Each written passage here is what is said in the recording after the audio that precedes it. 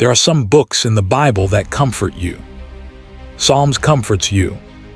Proverbs guides you. The Gospels inspire you. But then, there are books that unsettle you. Books that feel less like history and more like classified intelligence. The book of Daniel is one of them.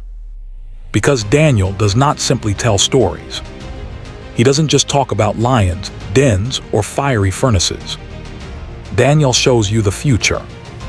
Empires rising, kingdoms collapsing, civilizations forming and shattering. And at the very end of his visions, after seeing things that terrified even angels, Daniel hears a command from heaven. Not share this immediately. Not tell the people. But this. But thou, O Daniel, shut up the words and seal the book, even to the time of the end. Daniel 12:4. Seal it. Close it. Hide it. Because humanity wasn't ready.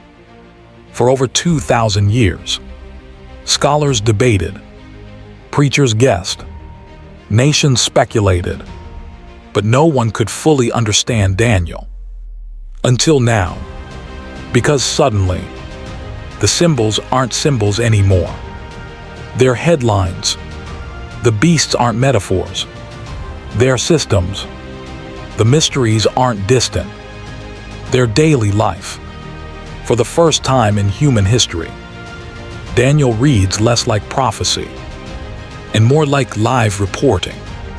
And tonight, we're going to walk slowly, carefully, through 5 specific prophecies Daniel recorded that are no longer future events.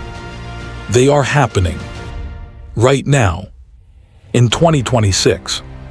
And once you see them, you will realize something chilling. The seal is broken.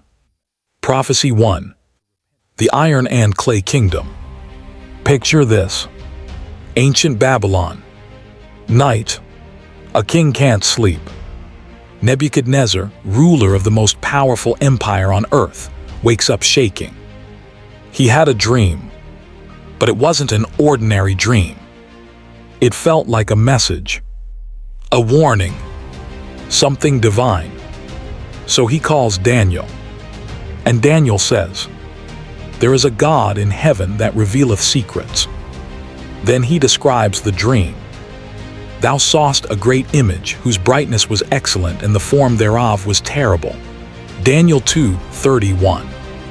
A giant statue, majestic, terrifying, the head of gold, chest of silver, belly of bronze, legs of iron, each section weaker than the last, each representing an empire.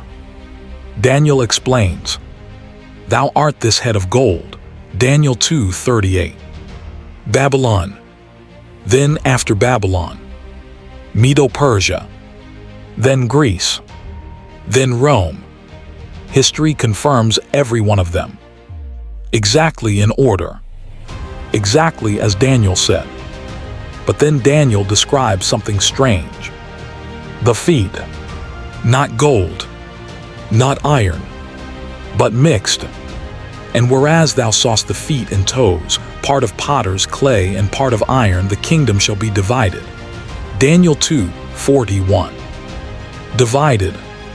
They shall mingle themselves, but they shall not cleave one to another. Daniel 2:43. Strong, but brittle. United, but fractured. Iron and clay. For centuries, no one understood this. After Rome fell, people expected another super empire. But it never came. Instead, something else formed. Not one kingdom, but many nations, trying to cooperate, trying to unite, but constantly breaking apart. Look at today. The European Union fragile. Alliances that shift overnight.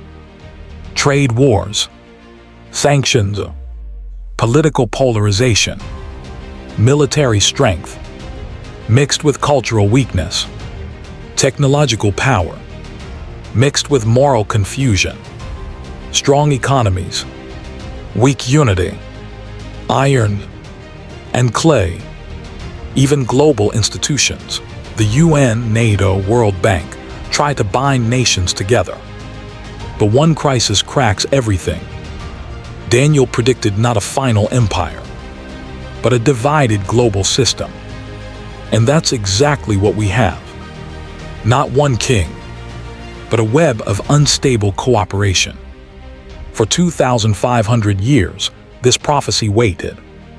But today, it perfectly describes our geopolitical reality, which means we're living in the feet of the statue. And Daniel says something terrifying happens. During this stage, Prophecy 2, knowledge shall increase.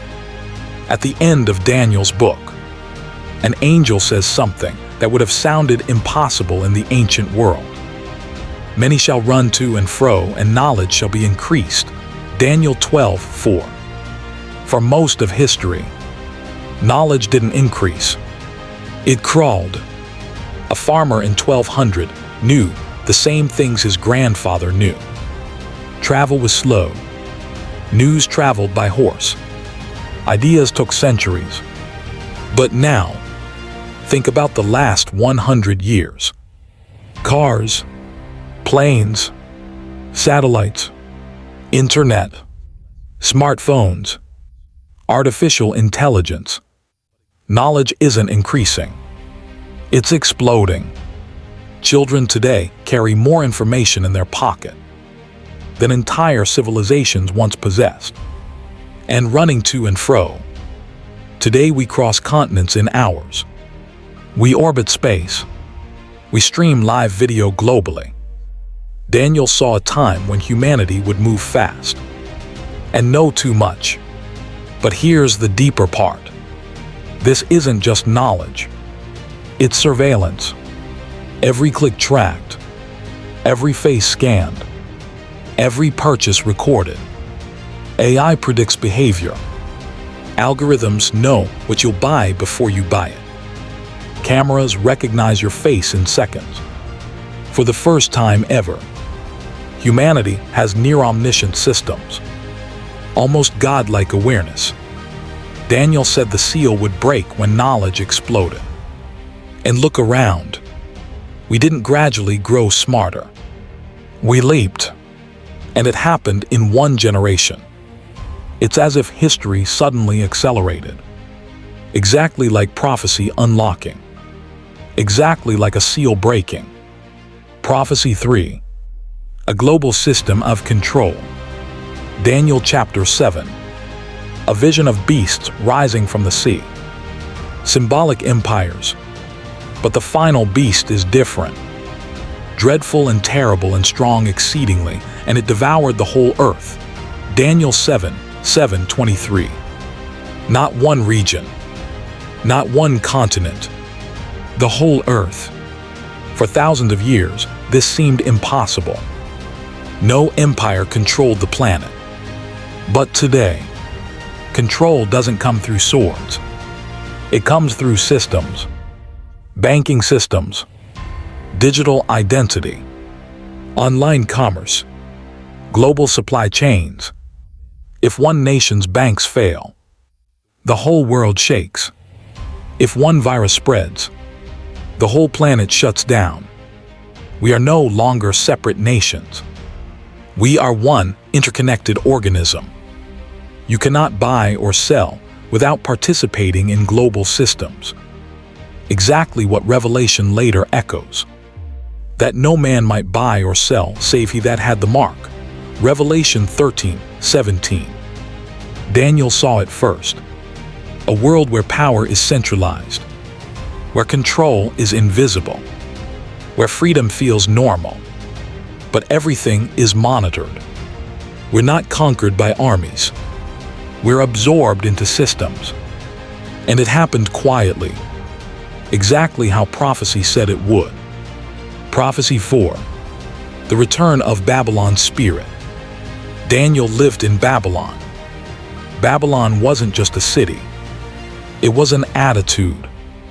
pride, luxury, pleasure, self-worship.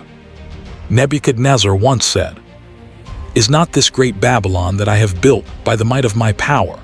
Daniel 4:30. And instantly God humbled him, because Babylon represents humanity saying, "We don't need God." Look around today. Entertainment everywhere. Morality collapsing. Truth mocked. Faith ridiculed. We worship celebrities. We worship technology. We worship ourselves. We build digital towers reaching heaven. Just like Babel, Solomon warned, "There is nothing new under the sun." Ecclesiastes 1:9. Babylon never died. It evolved. And Daniel warned that the spirit of Babylon would dominate the last days. And today, we live inside it. Prophecy 5. The stone not cut by human hands. Then comes the final scene, the most mysterious. Daniel sees something crash into the statue. Not an army, not a government. A stone. A stone was cut out without hands, which smote the image upon his feet. Daniel 2:34. Without hands. Not human. Not political. Divine. It shatters every empire at once. Gold, silver, bronze, iron, clay, gone. Then the stone grows. And the stone became a great mountain and filled the whole earth. Daniel 2:35. God's kingdom. Not gradual, sudden. History doesn't fade. It ends. And Christ said, "As the lightning cometh out of the east, so shall also the coming of the Son of Man be." Matthew 24:27. Sudden, decisive, unstoppable. Daniel saw the final interruption of history. Not humanity saving itself. God stepping in. Daniel fainted after these visions. Daniel fainted and was sick certain days. Daniel 8:27. Because seeing the future is heavy. And now, we may be the generation seeing it unfold. Iron and clay politics. Knowledge explosion. Global systems. Babylon culture. Everything converging. Jesus warned, "When ye shall see all these things, know that it is near, even at the doors." Matthew 24:33. Not centuries away. At the door. Daniel's book was sealed. But today, we're not decoding symbols anymore. We're recognizing reality. Which means the final question isn't intellectual. It's personal. If the stone falls tomorrow, where do you stand? Because prophecy isn't given to scare you. It's given to wake you. The seal is broken. The time is now. And Daniel's ancient voice still whispers across history. Prepare,